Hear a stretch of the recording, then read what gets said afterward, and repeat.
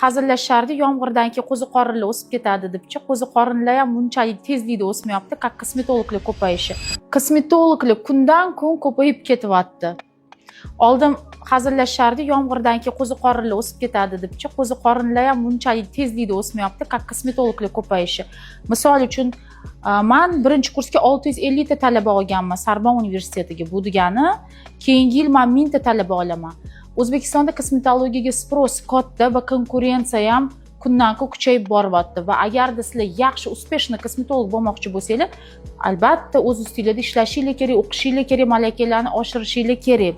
Bu yerda hozir men o'zimni yangi o'quv markazimni reklama qilish yoki Sorbon universitetini reklama qilish emas, balki har bir o'zini hurmat qiladigan spetsialist mukammal va doimiy ravishda malakasini oshirib borish kerak degani. Yaqinda Xitoyga kosmetologlarni o'qishga jo'natdik va Koreyaga o'qishga jo'natdik.